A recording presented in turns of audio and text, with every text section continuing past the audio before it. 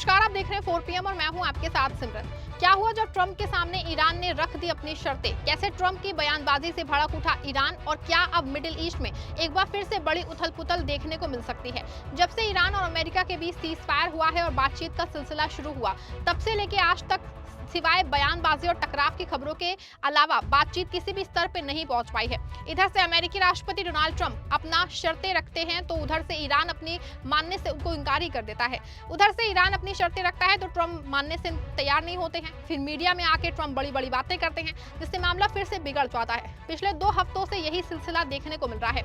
अब एक बार फिर से ईरान ने ट्रंप को अपना प्रस्ताव भेजा है जिसे लेकर के ट्रंप की तरफ से जो प्रतिक्रिया सामने आई है उससे तो यही लगने लगा है कि हालात फिर से बिगड़ सकते हैं। तो आखिर ईरान ने ट्रंप के सामने क्या शर्तें रखी हैं जिससे ट्रंप एक बार फिर से भड़क उठे हैं और उनके कौन से बयानों से मिडिल ईस्ट में एक बार फिर से जो है वो बिगड़ते नजर आ रहे हैं। बताएंगे सब कुछ आपको अपनी इस रिपोर्ट में। दोस्तों, ईरान और अमेरिका के बीच एक टेबल पर बैठ के मसले को सुलझाने की सारी नाकाम कोशिशों के बाद दोनों देश एक दूसरे का सामने अपनी शर्तों की लिस्ट थामे बैठे रहते हैं। ईरान ने अमेरिका के समर्थन वाले 9 सूत्रीय शांति प्रस्ताव का जवाब देते हुए अपना विस्तृत 14 सूत्रीय प्लान भेजा है। इस प्लान में ईरान ने युद्ध खत्म करने के लिए अपनी शर्तें रखी हैं। पाकिस्तान के जरिए भेजे गए इस प्रस्ताव पे अमेरिकी राष्ट्रपति डोनाल्ड ट्रंप विचार करेंगे, लेकिन उन्होंने साफ कहा है कि ये प्रस्ताव स्वीकार्य होने की उम्मीद कम है। तस्लीम न्यूज एजेंसी के अनुसार ईरान सिर्फ अस्थायी युद्ध विराम नहीं चाहता है। आपको बता दें कि अमेरिका ने ईरान को 2 महीने का सीज फायर सुझाया था, लेकिन ईरान ने उसे ठुकरा दिया है। ईरान का कहना है कि सभी मुख्य मुद्दों को सिर्फ 30 दिनों के अंदर सुलझा लिया जाए। तो आखिर वो कौन सी शर्तें हैं जो ईरान ने अमेरिका के सामने रखी हैं, बताते हैं आपको।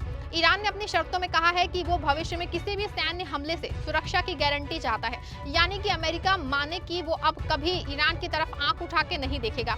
इसके अलावा ईरान चाहता है कि उसके आसपास के इलाकों से अमेरिकी सैनिकों की वापसी हो जाए। साथ ही अमेरिका द्वारा लगाए गए 9 सैनिक ब्लॉकेज को उसे खत्म करना होगा। इसके अलावा अमेरिका ने जो ईरान के पैसे और संपत्ति को जो ब्लॉक किया है वो उसको तुरंत वापस कर दिया जाए। ईरान की डिमांड है कि जो युद्ध में ईरान का नुकसान हुआ है उसकी भरपाई के रूप में अमेरिका मुआवजा दे और सभी प्रतिबंध हटा दे। इसके अलावा ईरान ने पूरे क्षेत्र में लड़ाई रोकने की मांग की है, जिससे लेबनान भी शामिल है।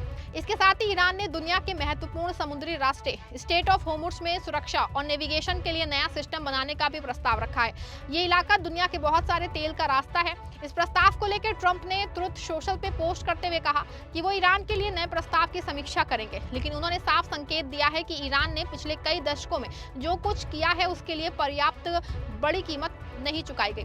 ट्रंप ने लिखा कि इस प्रस्ताव को स्वीकार करना मुश्किल लग रहा है। ट्रुथ सोशल पे पोस्ट करते हुए ट्रंप ने लिखा कि मैं जल्द ही ईरान द्वारा हमें भेजे गए प्रस्ताव की समीक्षा करूंगा, लेकिन मुझे नहीं लगता है कि ये स्वीकार्य होगा, क्योंकि उन्होंने पिछले 47 ईयर्स में मानवता और दुनिया के जो किया है उसके लिए उन्होंने अभी तक पर्याप्त कीमत नहीं चुकाई है।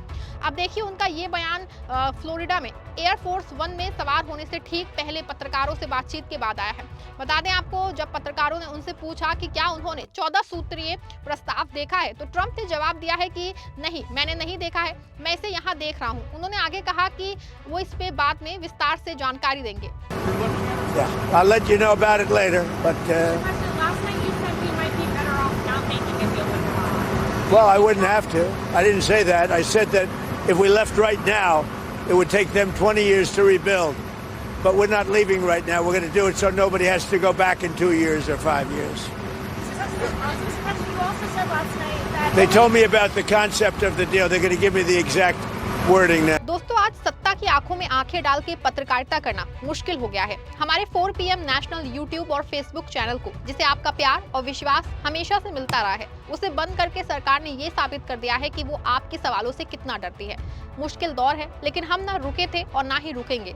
हम सच के लिए हमेशा लड़ते रहेंगे। ऐसे में 4 PM यूपी को ज्यादा से ज्यादा ज्वाइन करें और स्वतंत्र पत्रकारिता को जिंदा रखने के लिए जितना हो सके उतना हमारा आर्थिक सहयोग करें।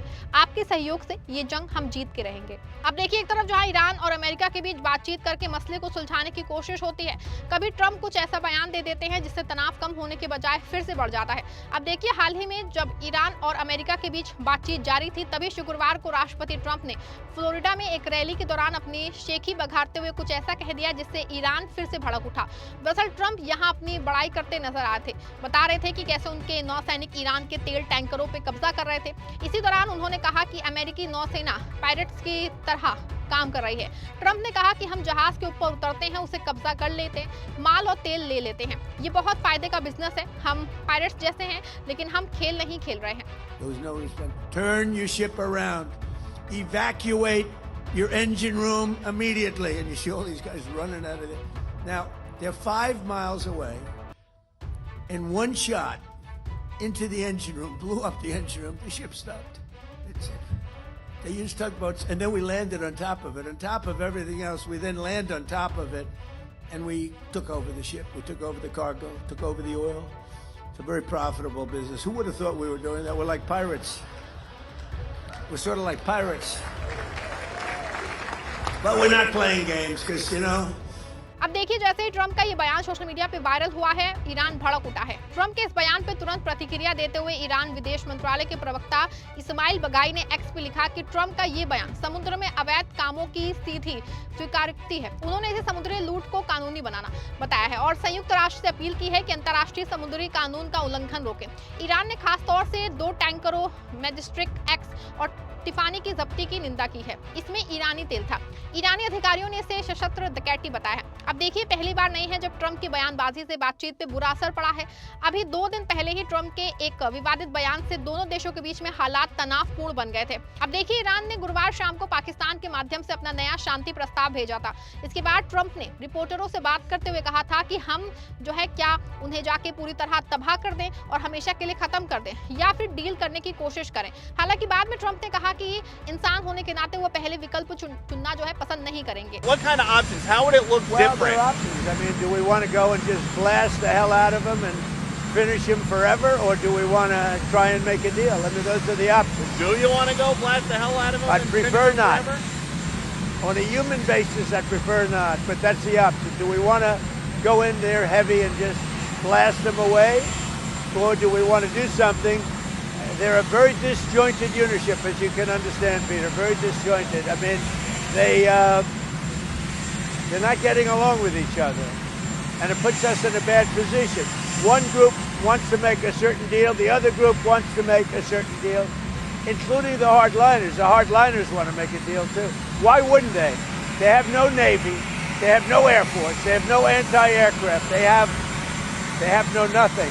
कुल मिला के देखा जाए तो डोनाल्ड ट्रंप और ईरान के बीच चल रही ये कूटनीतिक रस्साकसी अब किसी समाधान की ओर बढ़ती नहीं बल्कि हर दिन और उलझती नजर आ रही है।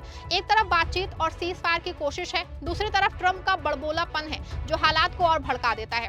ईरान अपनी सुरक्षा प्रतिबंधों से राहत और क्षेत्रीय स्थिरता की बात कर रहा है, जबकि ट्रंप का रुख सख्त और टकराव वाला बन गया है। सबसे बड़ी चिंता की बात है कि दोनों देशों के बीच भरोसे की कमी साफ दिखाई दे रही है। जहां ईरान स्थायी समाधान चाहता है, वहीं अमेरिका की तरफ से बार-बार ऐसे संकेत मिल रहे हैं कि वो दबाव की रणनीति से पीछे हटने को तैयार नहीं है।